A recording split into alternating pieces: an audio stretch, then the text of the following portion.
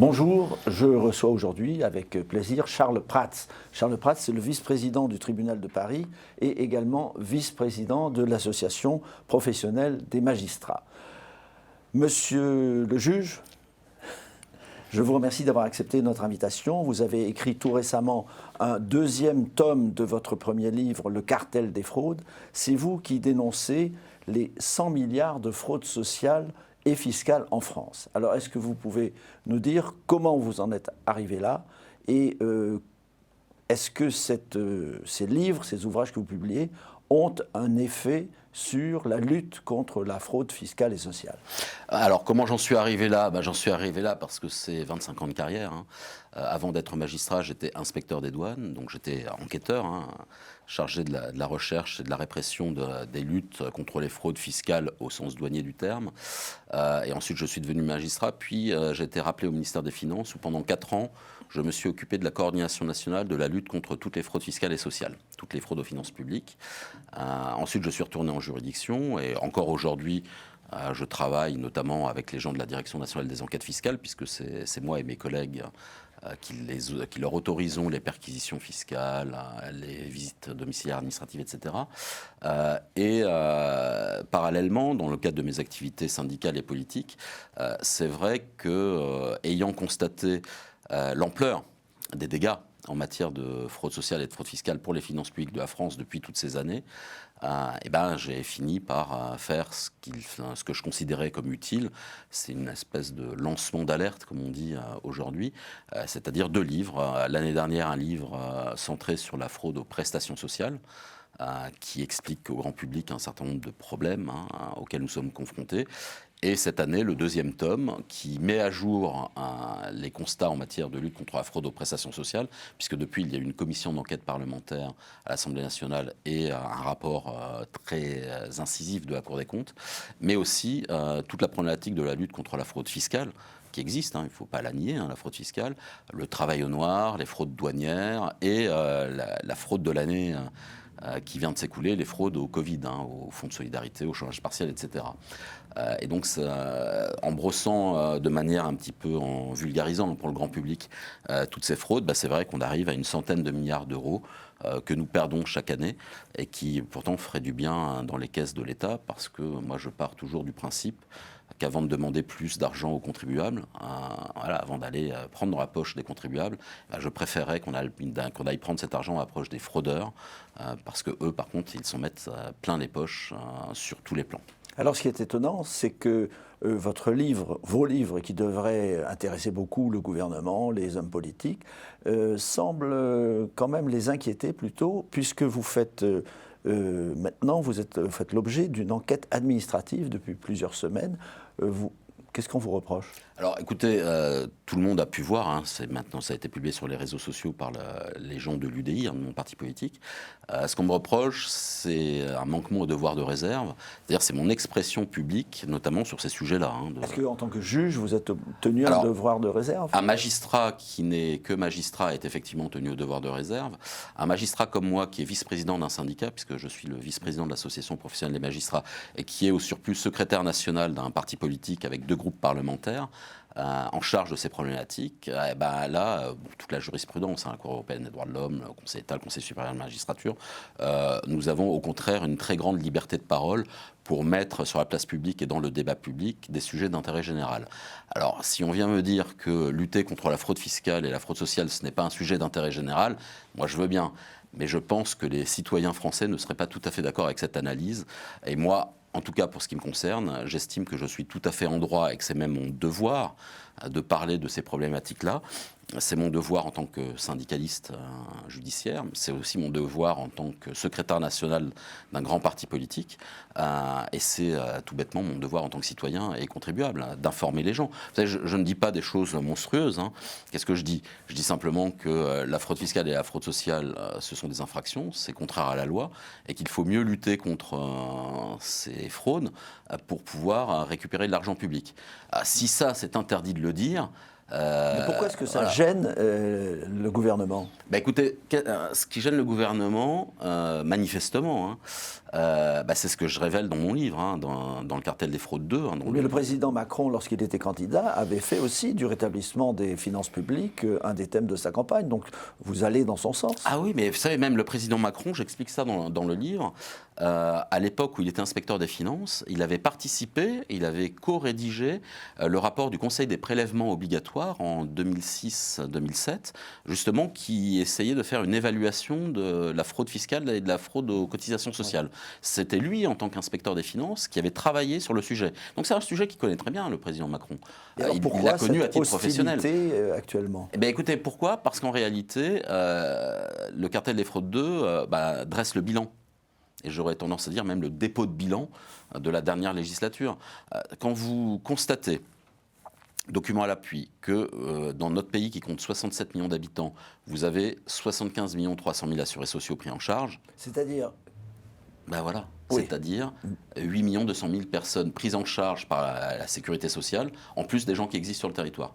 Une fois que vous avez constaté... D'où sortent ces personnes ? C'est une bonne question, à laquelle les administrations sociales ont refusé de répondre à la Cour des comptes. Peut-être qu'il y a un pays de 8 millions d'habitants qui s'est inscrit à la sécurité sociale à l'insu de votre plein gré. C'est une vraie question. Un ou d'autres pays, on ne sait pas. On sait pas qui. Le problème, c'est qu'on ne sait pas qui c'est. On ne peut pas enquêter là-dessus ? On aimerait bien, mais si vous voulez, quand la Cour des comptes a posé des questions, notamment à l'assurance maladie et à la direction de la sécurité sociale, pas eu de réponse. C'est-à-dire que vous avez d'ailleurs écrit dans le rapport de la Cour des comptes, vous avez ça dans mon livre, un facsimilé qui est à la fin du livre, la Cour des comptes constate que dans le cadre de la procédure contradictoire, les administrations n'ont pas répondu sur ce point. Elle leur a soumis la question, elles n'ont pas répondu. Elles peuvent ne pas répondre à la Cour des comptes. Écoutez, en tout cas, ils ne s'en privent pas. C'est un vrai sujet, mais tout comme un certain nombre d'administrations n'ont pas répondu aux parlementaires qui étaient missionnés pour enquêter là-dessus il y a 2 ans. Je pense à la sénatrice Nathalie Goulet, qui avait été nommée parlementaire en mission par Édouard Philippe, Premier ministre. Les administrations ne lui ont pas répondu.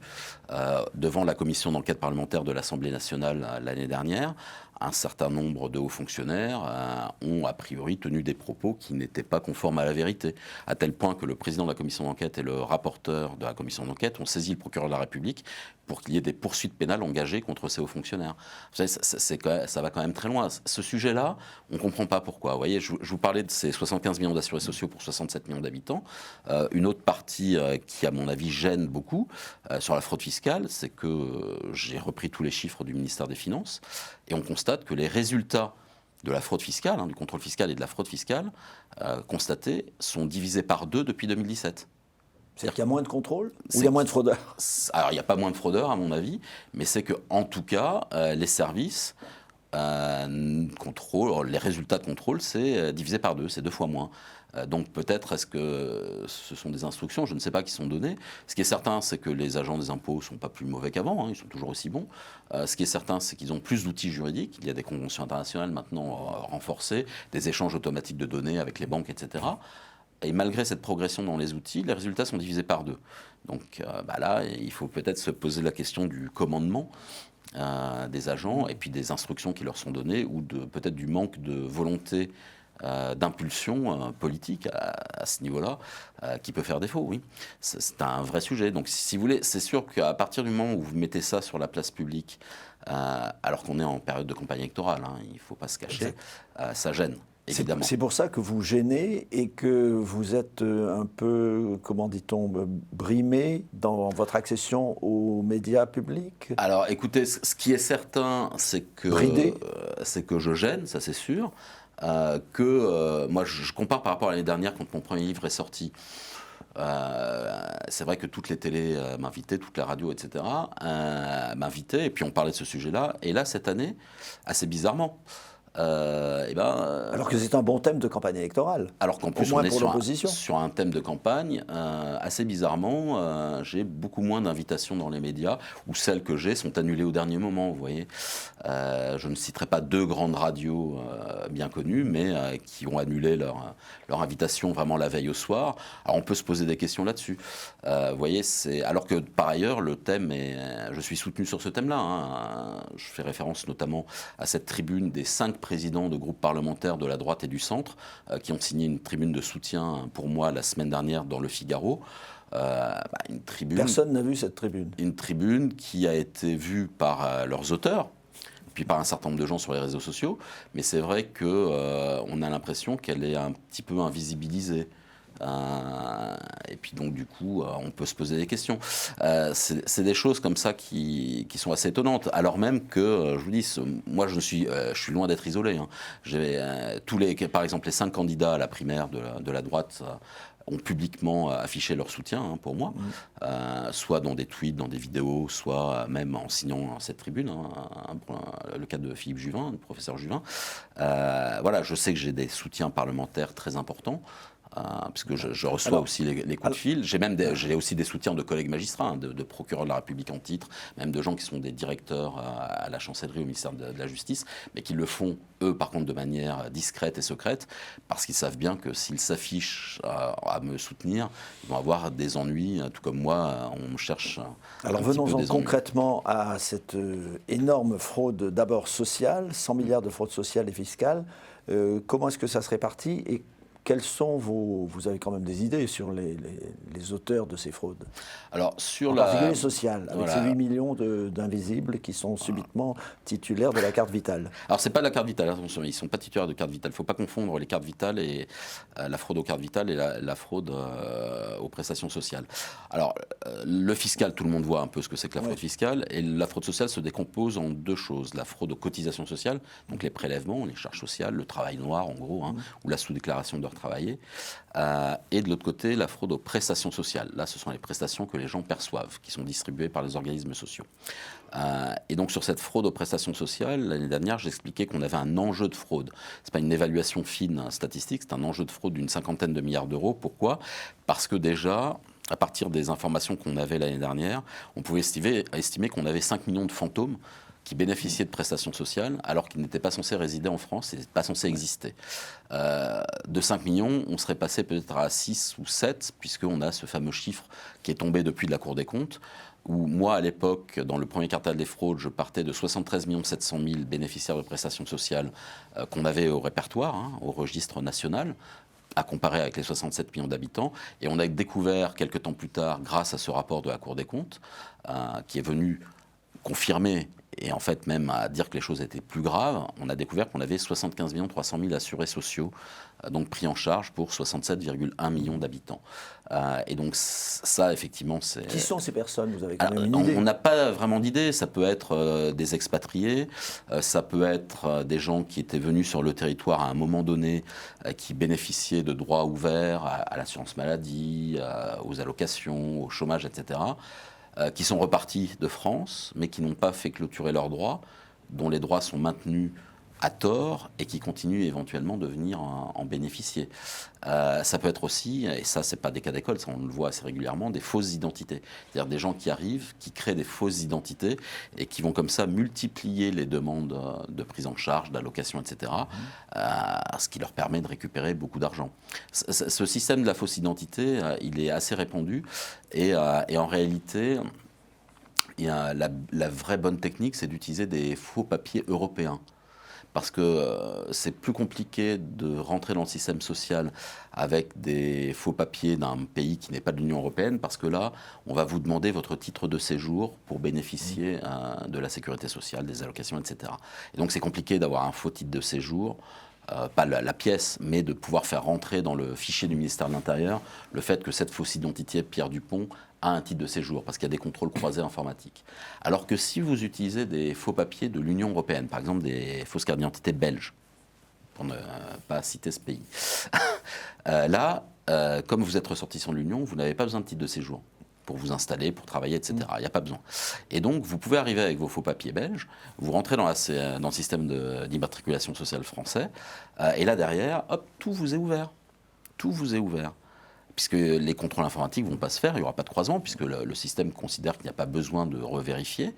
Et il suffit que vous ayez des faux actes de naissance et des faux papiers qui soient suffisamment probants pour passer dans le système, et la Sécu n'y verra que du feu. Vous savez, il y a eu un crash test, comme j'appelle ça, effectué par la commission d'enquête parlementaire l'année dernière là-dessus justement, sur les faux papiers européens.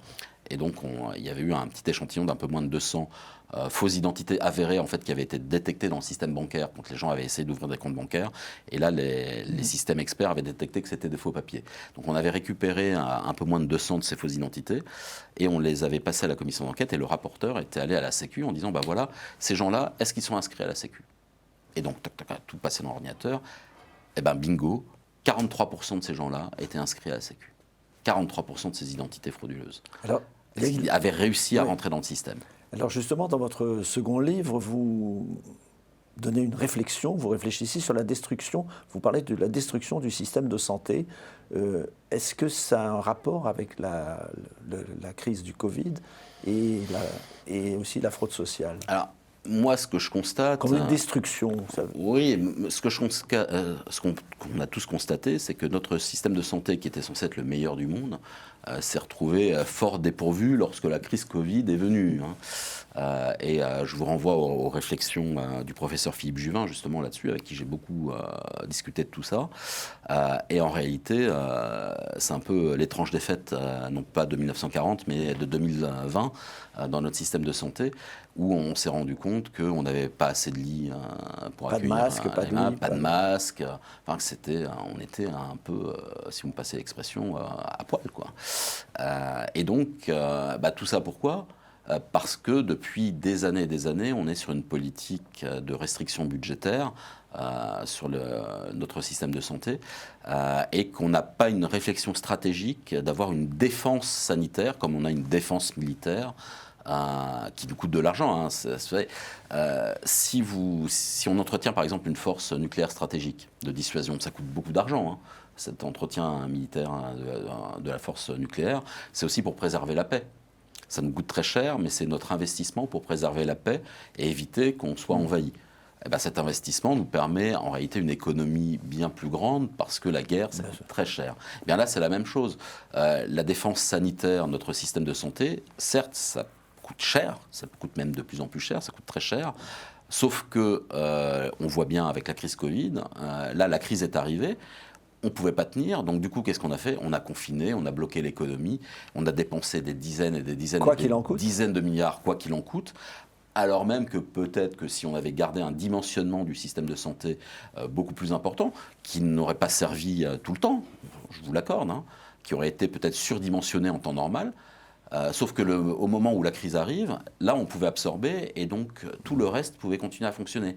Donc, vous voyez, c'est vraiment des arbitrages stratégiques et des problématiques de vision stratégique qu'il faut prendre en compte. Et moi, ce que je constate, c'est pourquoi est-ce qu'on fait ces économies budgétaires sur la santé ou ailleurs c'est parce qu'en fait, on n'a pas de sous, on est en déficit, on a une dette très importante, etc.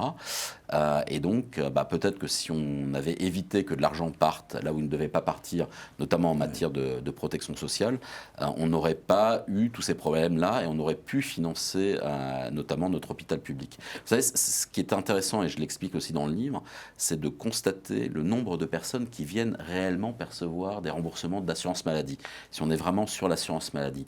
Et ça, c'est la Cour des comptes qui nous l'indique et pour la première fois. On n'avait jamais eu ces données-là avant.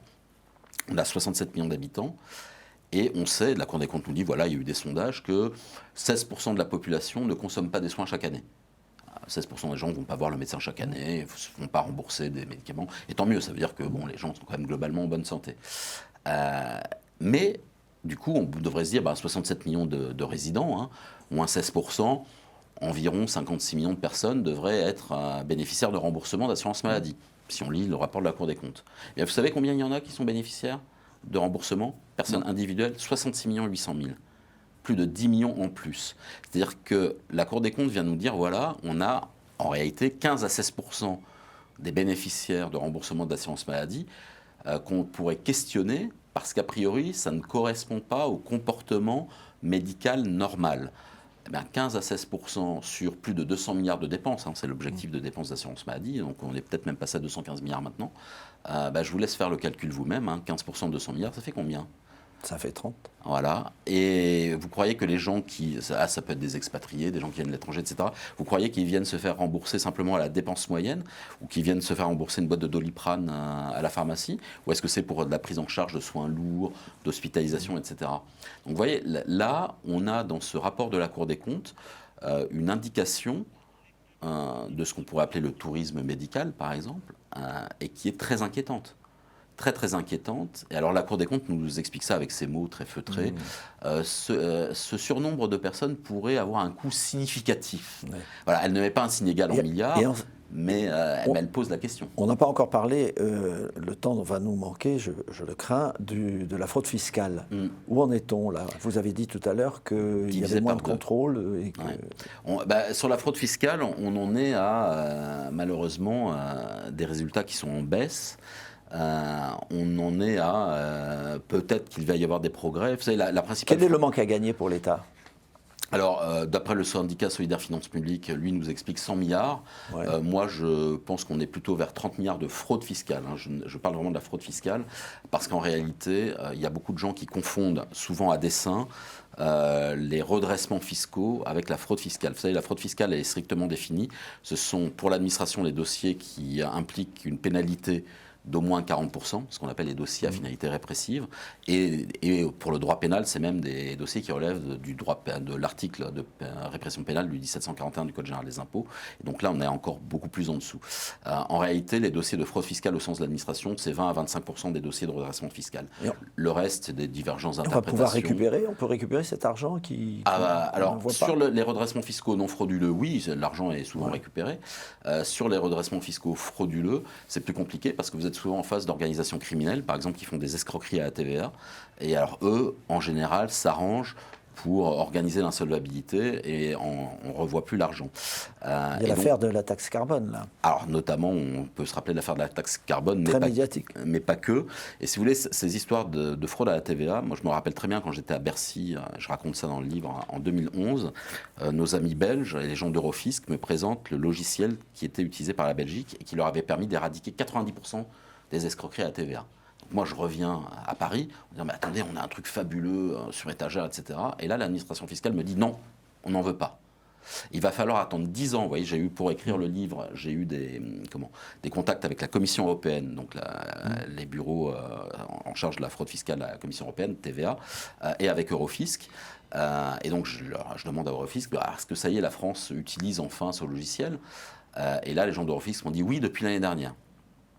Ça y est, et maintenant ils commencent à vouloir l'utiliser. Il aura fallu attendre 10 ans pour que l'administration française accepte d'utiliser le logiciel le plus performant. Mais pourquoi elle a accepté de l'utiliser? Parce que c'est la Commission européenne qui finalement a quasiment donné pour instruction à tout le monde de l'utiliser. Parce qu'en réalité, la fraude à la TVA, ça coûte de l'argent à la Commission européenne, ça coûte de l'argent à l'Europe. Puisque la TVA, c'est la 5e ressource propre de l'Union européenne. Et donc la Commission est très très très sourcilleuse sur la lutte contre la fraude à la TVA. Et vous voyez, ce petit logiciel-là, ce qu'on appelle TNA, Transaction Network Analysis, a permis à l'Union européenne de de détecter plus de 5 milliards d'euros de fraude à la TVA sur l'Union l'année dernière. Et moi, ce que m'indiquent les gens d'Eurofisc, en off, mais ils m'ont autorisé à le dire, ils m'ont dit, et en plus, ça a permis de bloquer 10 milliards d'euros de fraude supplémentaire qui allaient être mis en œuvre par les organisations criminelles. Donc les résultats, c'était déjà une quinzaine de milliards d'euros sur l'Europe de stopper comme ça et d'économiser. Donc ce sont des méthodes modernes qui existent et malheureusement en France, on a mis 10 ans à se dire « ok, on va y aller ». Donc j'espère qu'on aura de meilleurs résultats. Mais en attendant, moi je vous dis, je suis allé regarder les chiffres de Bercy et les résultats depuis 2017. Alors qu'ils étaient en hausse continue depuis Sarkozy et Hollande, depuis 2017, les résultats divisés par 2. Alors le moment est venu de conclure pratiquement. Est-ce qu'un redressement des comptes est possible? Est-ce que quelque chose va se passer à la suite de vos dénonciations et de vos 2 livres? Est-ce qu'on va faire une enquête pour savoir qui sont ces invisibles cotisants? Alors écoutez, je crois qu'on n'en est plus à faire une enquête pour savoir qui c'est. Je pense qu'on sait, on a fait le constat. On sait, notamment en matière sociale, en matière fiscale, on sait qu'il faut aller plus loin. Mais les choses vont-elles bouger? Et redonner de l'impulsion politique. Et en matière sociale, sur l'immatriculation sociale, la solution, on la connaît, c'est la biométrie. Il faut utiliser la biométrie et donc réimmatriculer tout le monde. sécuriser l'identité sociale avec la biométrie pour permettre de vérifier que les gens n'ont pas plusieurs identités, que les gens qui sont là et qui ont des droits ouverts les ont à bon escient. Et la fraude fiscale ? Et sur la fraude fiscale, c'est ce que je vous disais, c'était les services, ils savent travailler, il faut simplement leur donner les moyens de travailler, arrêter de réduire les effectifs, arrêter de donner des injonctions contradictoires aux services d'enquête en leur disant vous ne travaillez plus là-dessus. Je pense notamment aux douanes, où il y a une question qui se pose en matière de fraude à la TVA et où moi j'ai eu des remontées syndicales de la part de collègues des douanes qui me disaient qu'on leur disait maintenant de ne plus travailler sur la fraude à la TVA. Ce qui est quand même un peu embêtant. C'est toujours un problème d'impulsion politique, mais véritablement la solution en matière de redressement des finances publiques, en tout cas sur le volet fraude, c'est la biométrie pour le social, tout remettre à plat, et donc pour sortir les X millions de personnes qui n'ont rien à faire dans notre système, justement du système. Et en matière fiscale, c'est une véritable volonté politique, et tout ça peut passer par la création d'un ministère dédié à la lutte contre la fraude, parce que je crains que sinon le côté blocage des administrations, vous savez, cette un petit peu volonté de ralentir les choses et de ne pas vraiment faire de vagues. Voilà, vous savez, ils se disent que le politique, il est là pour 1 an, 2 ans, etc., et qu'il va passer, et qu'eux sont là pour 20, 30, 40 ans. Eh bien, je crois véritablement qu'une impulsion politique très forte, avec un ministère dédié qui aurait la main sur toutes ces administrations-là, pour un peu les secouer et leur donner des objectifs à atteindre, ce serait une bonne chose, quel que soit d'ailleurs le président de la République. Hein. Ce n'est pas une question de droite ou de gauche en la matière, parce que je crains que, vu l'état de nos finances publiques, ce soit très compliqué, qu'on soit de toute manière obligé d'augmenter les prélèvements, les impôts pour redresser les finances du pays. Et ça, on ne pourra le faire, et on ne pourra le faire accepter qu'à la condition qu'on ait d'abord traité le problème de fraude et qu'on soit d'abord allé chercher l'argent dans la poche des fraudeurs plutôt que dans celle des contribuables. Merci beaucoup Charles Prats. Merci, je rappelle que vous êtes vice-président du tribunal de Paris et vice-président également de l'association professionnelle des magistrats. Merci beaucoup d'avoir accepté cette invitation. Merci d'avoir suivi cette émission et à bientôt.